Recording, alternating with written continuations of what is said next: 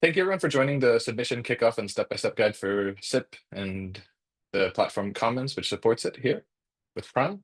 Also, thank you all for being Prime signatories and for sticking with us throughout the past few years. And if you're a new joiner, thank you for joining us. Today, we're going to be going over the SIP process of 2025, so you know what to expect. Some expected timings of how long will it take you to submit, when features will come out, and some time periods on some time specifications on the reporting period. We're going to go over a functionality that will hopefully make your reporting process a lot smoother this year, which is the delegation of parts of SIP through invites. Next, I'll give you a walkthrough of the Commons platform, how to access SIP, how to access your account, and to organize your how to manage your organization. And then we'll take some time for questions if there are any at the end. So SIP in 2025 has a couple main sections of how do I access Commons, which is the platform that we use to provide you with SIP. What happens during the reporting period? What is my process of completing SIP? And how do I collaborate with people within my institution?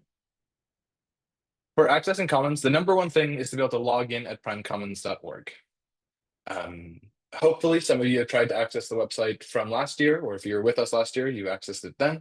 Hopefully, then you remembered your password. It's a really good time now to make sure that you can access it. Make sure that you have your organization collaborators invited to the platform and have given them access as well. And we'll be standing on the sides waiting for support emails and ready to give you any guidance you may need to get set up and logged in. I think most of the attendees here today will be the admins of their organizations. We've called you all focal points of your Prime Signatory school in the past. This is a role that organizes the SIP process, answers questions, ensures collaborators are part of the system, and manages the organization. The reporting period this year starts today, March 31st, and will end at the third quarter of this year. Please submit within this deadline to maintain your communicating status or to earn your communicating status. And your first SIP is due only 1 year after joining Prime. If you've joined Prime very recently, maybe take a look at what the SIP process is. If you'd like to submit this year, you can, but next year you will be required to. We have moved to an annual reporting period. We've received a few questions about this. This means that each year you'll be submitting a SIP report detailing what's happened in the previous calendar year. If you have not submitted a SIP report for multiple years, try and cover that time period in your submission. Of course, if it's the first time you're joining Prime, focus on the last year. If it's been 2 years, maybe try and capture those 2 years. Really, we're most interested in the past calendar year. For completing SIP, you'll be working directly in Commons. You can save your progress anytime and always come back to it. You'll use guiding prompts that we've given you to align with the 7 Prime principles. And ensure to take your time. After you've submitted your report, you won't be able to change it. You might be able to change the designs, but not the answers. As you answer SIP, some questions it's mandatory for you to attach evidence.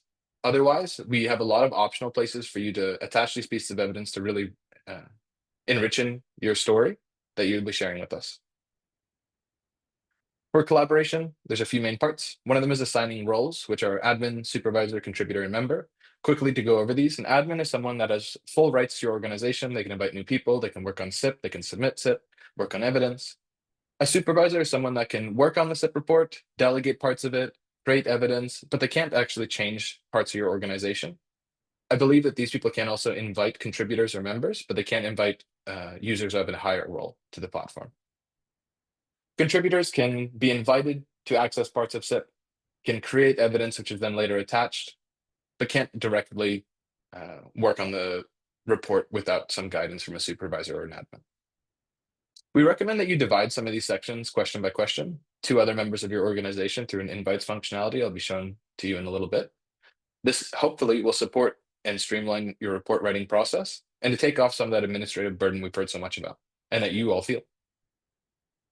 We'd love to hear you collaborate with your organization. We really want to see these rich stories and to hear multiple points of view. And please use the comments. We have a community section and a bunch of example evidence and evidence from last year's reporting period from other signatories so that you can see what is a good example and what have other people used the platform for in the past. For expected timings, this weekend, Prime went through and made an example SIP report from some of the information that we've captured independently over the past few years. This took us about 3 to 5 hours with 1 to 2 people. once we had the external documents created and compiled. And of course, this may vary depending on how organized you are with your documents. Maybe it's a bit less, maybe it's a bit more, but we're hoping it's around this time range. Report generation. Previously, signatories used to submit these beautiful PDF reports, but they were really hard for Prime to parse and to understand en masse. We want to bring back the ability for you to take your answers for the survey for 2025 and turn these into a really good looking PDF report that you can share with your stakeholders. And this will be available early May. After the reporting period, we will release trends and visualizations based on the submitted SIPs so that you can understand regional and global trends about how other organizations within Prime have submitted. For delegation of SIP, administrative time and the effort that you need to put into this is something that we've heard a lot about, and we're trying to make this a bit easier for you while still having very rich data and hopefully truly embodying the Prime principles in the work that Prime does. We would love to see you distribute workloads by assigning sections or questions to the right people. Contributors can enter this evidence directly into Prime Commons and you can attach it to your survey. This helps us find authentic perspectives and for you to truly understand what's going on with the work on the ground at your institution. And as admins, you retain control over the final submission. If you get a piece of evidence submitted to you that you would rather not include, you have full discretion to do this. For the principles teach, research, and share, we have questions specifically targeting inviting other members to contribute to your SIP. I do want to start with this with a preface of if you'd rather compile the information yourself and enter the data, you can. We don't want to take that away from you. If you'd rather use the delegation functionality because you think it'll make your story richer or your administrative requirement less, please do that as well. In Teach, we want to see teaching faculty submit their courses and teaching innovations. Some of these could be marked for reward within Prime. We have award series coming out later this year that will be reflecting on the submissions during the SIP process and highlighting these members of your communities at the larger scale. In research, we want to hear researchers contribute publications, impact work, and their research projects. And in share, this is something that's not for educators, not for researchers. It could be. We want to hear from communication staff or engagement leads. We want to hear about them, their outreach and partnerships. And overall, you can delegate any type of user to cover relevant areas of the report if you'd rather have them submit or submit information for that section. Hey, Alex. Yep. Do you mind just speaking? We have a request to maybe speak just a little bit slower. Sure. And someone also asked if we could give examples of how the material could look like, and we will get to that later on. Apologies for the speed, everyone. I'll try and take this a little bit slower. And we'll go over what each of these sections look like in the walkthrough, which comes right after this. We have examples that we'll show today. We also have examples captured within the platform that you can access at any time throughout your reporting process. This is what Prime has put together over the past week, so you can see kind of what do we expect in a fully completed SIP report.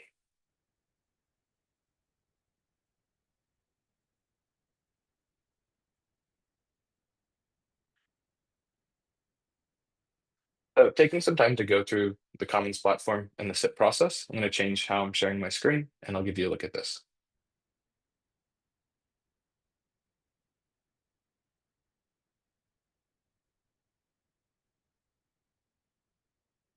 Here's the Commons platform that some of you might remember from last year.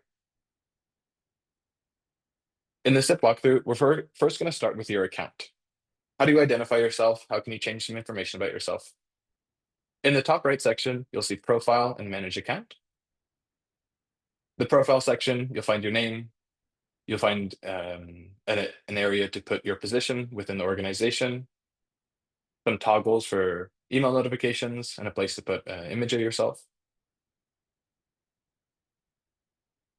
In managing your account, here's where you can change your password, update your email, delete your account, or export your data. You also have a bit more granular control on notifications. As an admin of your organization, you also have the task of making sure that you have the correct collaborators and members of your institution reflected here on Commons so that they can support you in submitting your SIP. On the organizations page, you'll see the reports that you are currently invited to, a profile for the organization where you can write down some contact details. And here you'll see your members.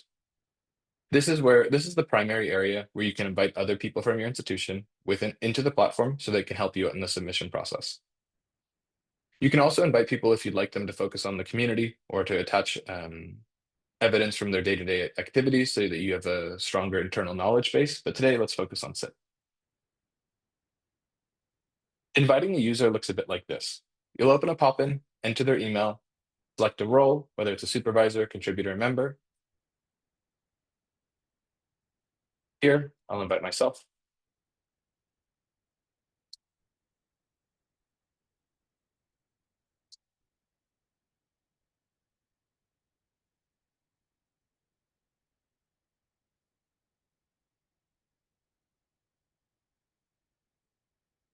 Here, I've sent out an invitation for myself, and this will go to my email.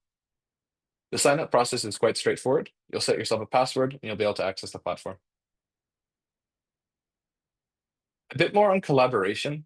Some of you may recognize this evidence area from last year, which we called an object repository. We had many different types of objects, and we had narratives. These have had their name changed and put underneath the umbrella of evidence. I can either create something myself. And this is what the process looks like. I'll go through and select what type of evidence I want to create. Let's say it's an attachment for now. Fill out some information, save this, and this will end up in my evidence section. Focusing on collaborators, I can invite other people to submit parts into the application. Here, I can click send invites, select which type of evidence I'd like them to create. In this case, maybe it's a course. Set an expiry date for how long I expect it to take them, and after this, they won't be able to access it. I'll select someone from my organization or add a custom email here. This person's already a member, they're a supervisor. I can write them a custom message to detail a bit more about why I'm inviting them to do this if I haven't spoken to them already. If I hit send, they'll receive this notification and I can see the invites that I've sent out.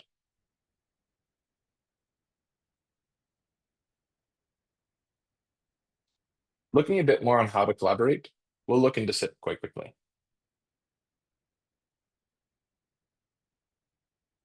Let's go to teach.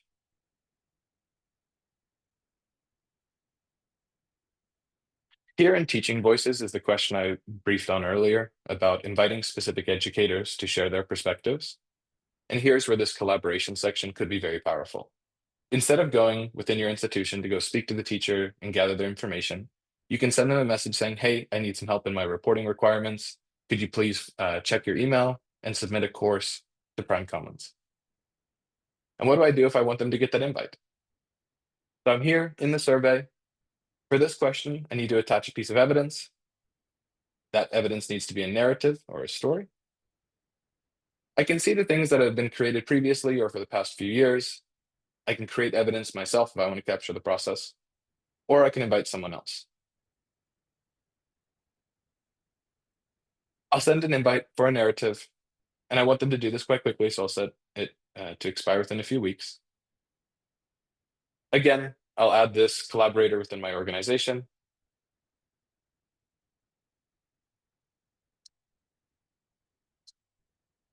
For now, let's actually invite an external user to do this because they're not within Commons yet.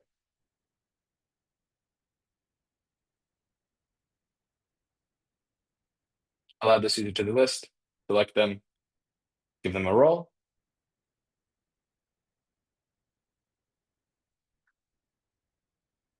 And this person should be able to go and submit. This person will receive an invite for evidence and we'll be able to submit, and I can go and attach it later on. These are some of the changes that we made for collaboration over the past year, hopefully to make the reporting process a little bit easier. And here that invitation has been sent out. Talking a little bit more about evidence, you'll see a few tabs here of institutional evidence, community evidence, and my evidence. Institutional evidence are the evidence that my signatory organization has created. Community evidence is what's shown by other organizations within Commons. And my evidence is the evidence I've created within my own account, and only I can see this. I would say that the most important field to think about here is sharing rights. We have three delegations for this: public, private, and prime community. For public, data that's selected as public can be used to share with third parties, global communications, and can be viewed by anyone who is or is not a Commons user. If it's private, it will stay only available to your institution, and things marked for prime community will be selected and shared with PRME Secretariat and signatory members. We've changed a bit the evidence types and the fields for this. This was covered in a previous webinar, and we have these published out on our website if you'd like to take a look. Also, you can access Commons, go through and try and create some pieces of evidence. And we have a section that's essentially a glossary on the different types of evidence that looks like this. So we have attachments, narratives, images, affiliations, courses, degree programs, awards, conferences and publications, and research projects. If you'd like to learn a little bit more, check out this section of the platform. Again, you reach it by going to evidence, create evidence, and you'll see this pop up, this info button here at the bottom. That'll lead you to the page. You'll see a description of what they are, expected file attachments, an example that's uploaded by the PRME Secretariat.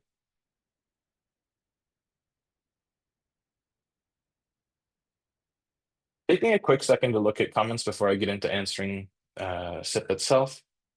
Diane, do you have anything you'd like to share that you've seen from chat or Q&A so far? I think the only thing is a few people have asked about evidence from last year and being able to use that. That will be available. It seems like there might be a bug right now that's not making those viewable, but we are working to fix that. I've already messaged our developers. And we have one question in the Q&A, if you want to take a look at that one. Yep. Last webinar, we talked about evidence, specifically courses, and that we were considering enabling kind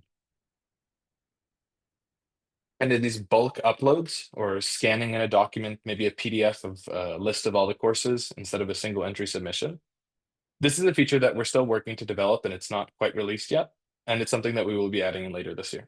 So it's not available today. It's something that we do want to put together for you throughout this year.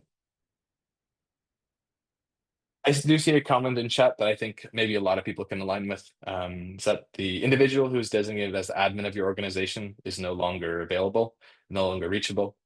How do you change yourself to be this admin if you're already part of the organization or if you need to gain access to it? For this, please reach out to our support email for Commons at commons@unprime.org, and me or another developer should be able to fix this for you.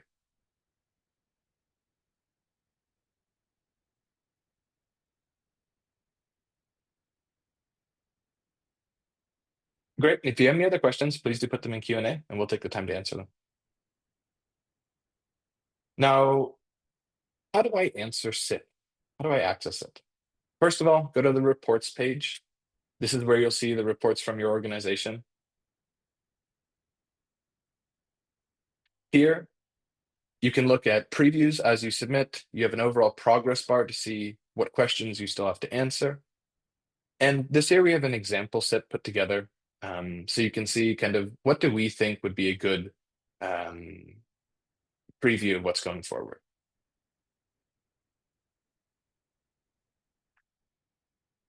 Take some time to look out the sample SIP. I'm not going to go through this right now as it's quite extensive, and I think that the learning could be best done offline.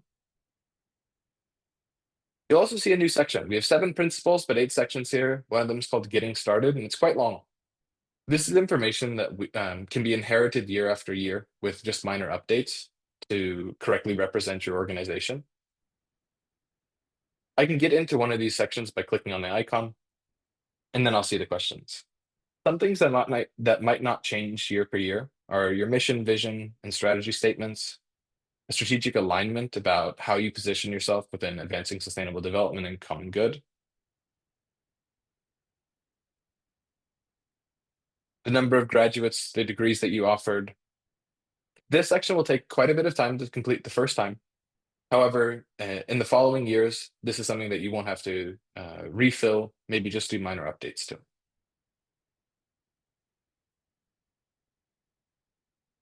As you get further into the report, you'll see different types of questions. Some of them ask you to attach evidence, and that's the entire part. Other ones ask you to write or add numbers to describe your institution. A big thing to note is that each of these principles typically has two sections, one called progress and one called reflect. If you've done SIP before, the progress section and the questions within it probably are quite familiar, and the reflect section might be a bit new. The reflect section is an area where we want you to really think about your own definitions and your own representation at the organization as the focal point or as the lead of this reporting process. The numbers do not have to be entirely accurate. It's more to see your perspective on the organization. What would you answer? How do you think of these values? When I go to answer a question, let's take teaching awards, for example, or maybe teaching voices. This, I have to attach a piece of evidence that has to be of type narrative. I'll select what I need from the list and attach it. After I've clicked attach, whenever you see this sync button, your results are saved. I can reload this page and my answers are not lost. If I feel like changing this, I can open up this model again, select something else, and it's synced again. If I select an option, it syncs, your progress will be saved. If you find any problems with this or areas of worry, please let us know. We want to make sure that the stability of the platform is very high and that none of your answers get lost. We understand the requirement of time and effort that you spend to report for us. Most of these principles have a section for additional evidence that we accept any type of evidence attached. This is something that we expect you to use if you really feel like telling a rich story, but adding a bunch of disconnected documents here won't gain you many more points in the reporting process or in terms of how Prime sees your report. This is very much a supporting evidence, supporting pieces section. There's quite a few ways to keep an eye on your report. Here you have the home page, which tells you your progress overall. You have a progress section per section. And within each one, you can see how many required questions and how many optional questions you have to complete. We think that the question types are quite straightforward and that the user interface is quite good. If you do end up having questions, please let us know.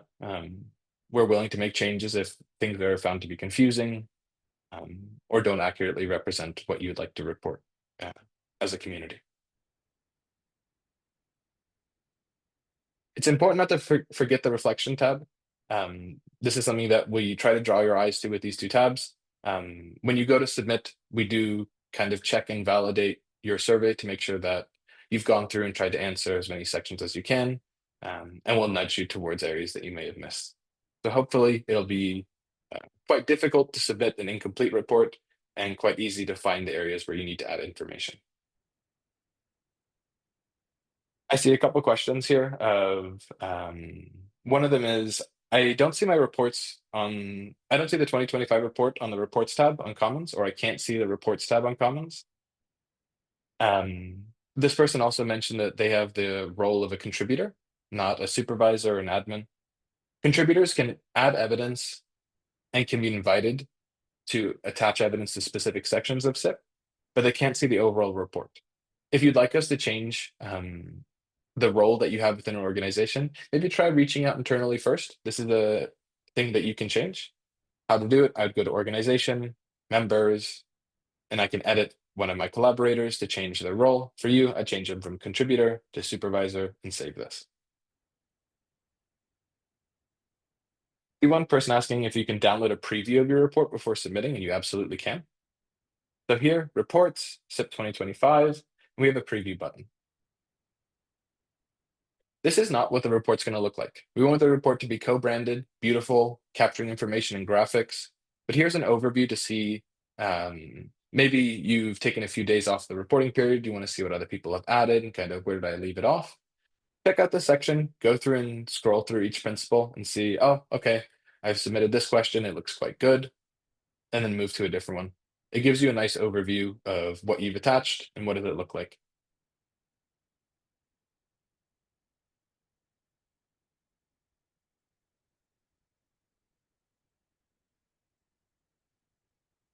One thing to note is that this submit report button is currently grayed out. You can work on your report And if you walk away from it at some point after completing everything, but you haven't hit the submit button, we will give you a reminder and collect your survey as it is at the end of the reporting period. This button will open up once we have this report generation functionality in a very nice, beautiful, and stable state, so that after you submit your report, you can directly access it as a PDF and share it to your stakeholders.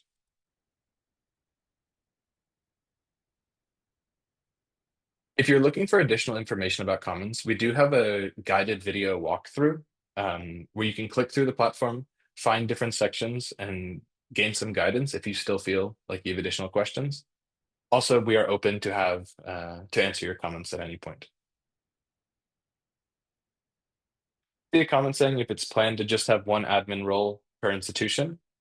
This is something that we did last year that we think will change this year as we have more users within the organization and within the platform.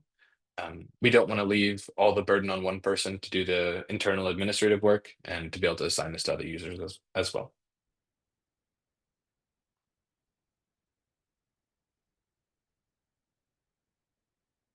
I see Caroline's comment about if we can see the report in a nice format before submitting. Yeah, once we have the report generation functionality out, when you click submit, you'll have a section to review everything that you've attached, see how many optional questions that you've answered, and also view your report in a beautiful PDF format before it's formally submitted.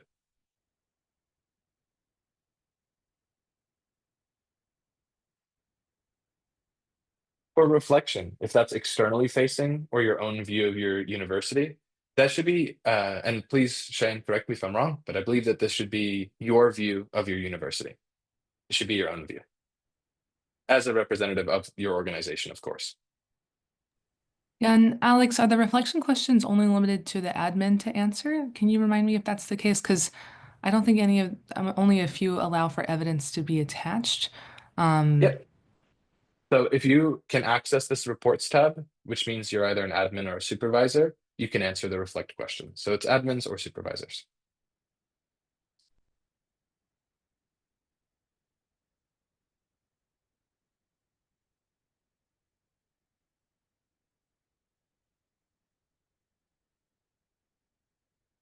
Just reading a comment here.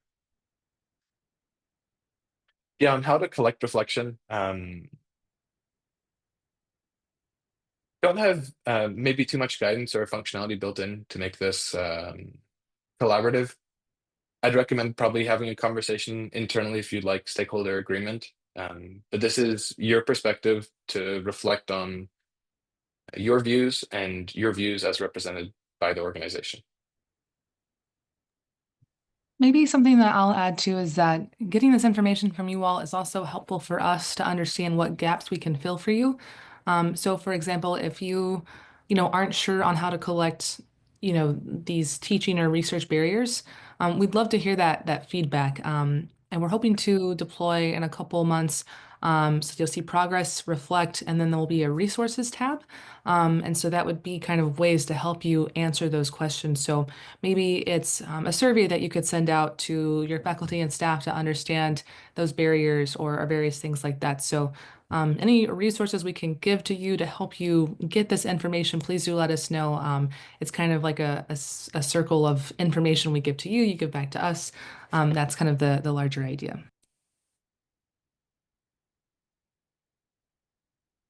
I see a comment asking if all reports will look the same if we use the Commons approach. And this is kind of what happened last year.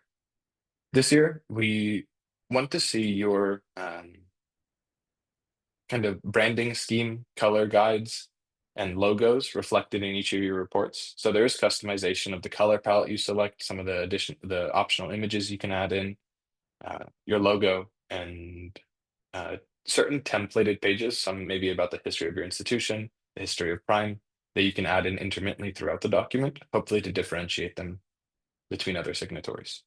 Besides the fact of it's your color scheme, it's your logo, it is co-branded with Prime. The cover page will tell you whether it's your organization's report or someone else's. Yeah, Meredith, please.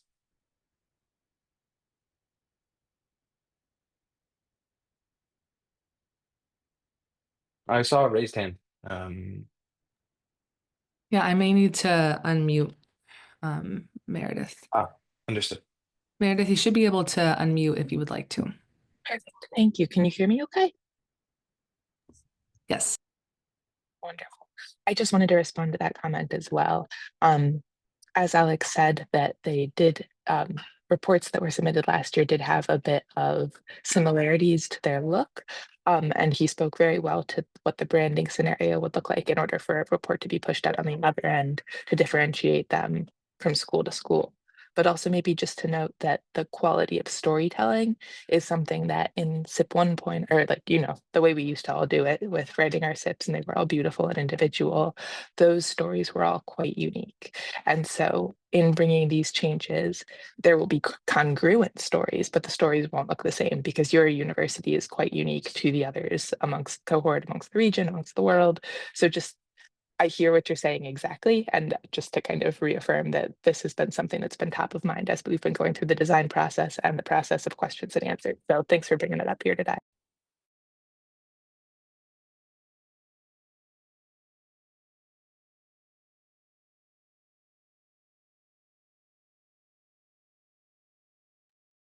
See, another comment about this. Last year we had a functionality which allowed you to select what information to disclose to what parties and to create multiple views of your report. For example, maybe I want to have one view where all the information is contained, it's highly transparent, and to share this with an administrative stakeholder. Or maybe I want to send something to my dean, which has only certain cream off the top information, maybe not certain areas of the report. Or finally, I can have a fully public view, which has most of the information, but maybe not some things that my organization finds sensitive attached into it. And this is something that we'll be doing again this year. This person also had a good point that depending on what you've chosen to disclose, your reports could look quite different between each one. And this function will be in place for the reporting period this year.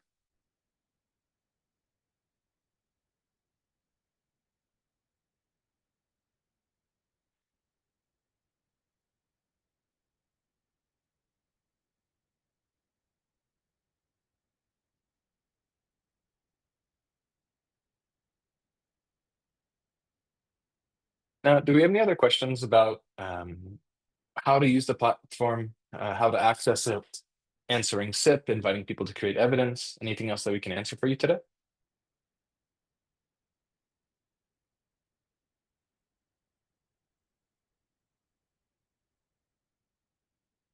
And Cheyenne, do you have any other sections that you would like shown? No, I think this is all good for now. I linked before the tutorial that is kind of everything you've seen here, but a much more navigable walkthrough as opposed to kind of having to come back and watch a video. So that'll be at the bottom. That's in the footer of the PRME Commons website, so that's always available to you. Have one last comment about or message in chat. Um, in the example of selecting items or pieces of evidence or answers for public presentation, this is done after you've submitted when you're generating views of your report. You won't be able to go and let's say you have question one answer for that question in a view of the report. It's not possible to select that question and that answer and then change it between these two different views, but you can change what is shown in each report. I can't show two versions of my answer for question one because I should only have one version, but I can decide whether I show this answer or I do not. Did this answer your question, Jonathan? And maybe just to add on to it, it's a little tricky this year because we're rolling out the design feature second. Yeah. So we know that this is a consideration and we're taking that into account. Next year, hopefully, you'll be typing it out and then, you can see it in the final report so you can kind of fine tune at the same time.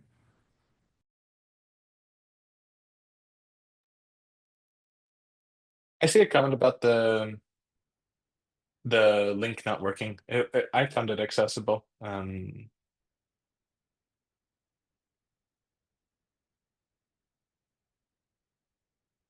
So this puts a premium on editing to a high level at the first go.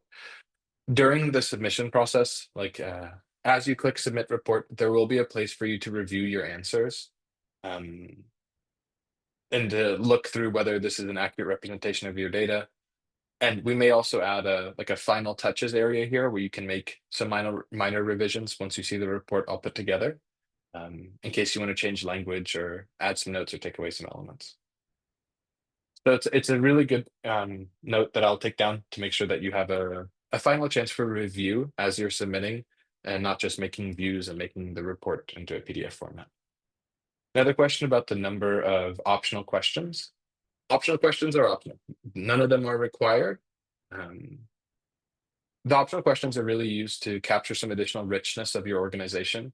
In a previous webinar, I went over kind of the changes between last year's report and this year's. Overall, we have less required questions between last year and this year, but we also have more optional questions. So hopefully we capture, we can capture a very broad view of stories and have a lot of flexibility in how you want to tell about your institution, while at the same time not being a massive administrative burden. I think to note the time expectation I mentioned earlier, where it took us about 3 to 5 hours with 2 people and prepare documents to complete SIP. That was all optional questions and all required questions, with each piece of evidence in a structured and well put together format. So the time expectancy, if you are not going to do any of the optional questions, should be much less than what we mentioned earlier.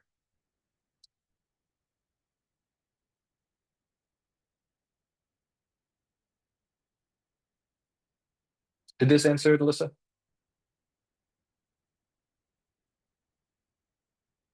Oh, good question of how do I know if we have a Commons sign-in? This is the same Commons that you used last year. Whatever account you had last year, you should be able to use.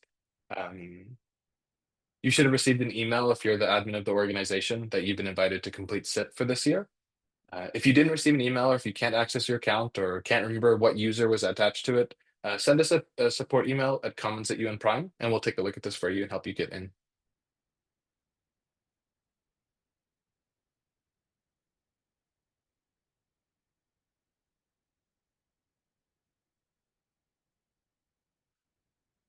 Now, some space for final notes, final questions, things that you'd like covered, maybe some comments from Cheyenne or Meredith, but this is what I have presented for you guys today. We have a second webinar later this evening if you'd like to see my face and Prime present about the same thing again. We have resources for the past few webinars if you want to learn about the changes we made to the SIP process, the changes we made to Commons and evidence. Overall, we have a lot more information about guidance. We have example SIPs, clear descriptions of evidence types, FAQs, walkthroughs of the system. And I hope that you guys can see the changes that we made in response to your comments about administrative burden, being lost on the platform, accessibility, design, the user interface. And if you have more comments, things that you'd like to see changed, opinions you'd like shared, we're very open to hearing them. Your comments are what really drive our design process and creation process for SIP and this platform. And if there's not anything else, I just want to say thank you all for being part of Prime and for taking the time to join us for the reporting period this year.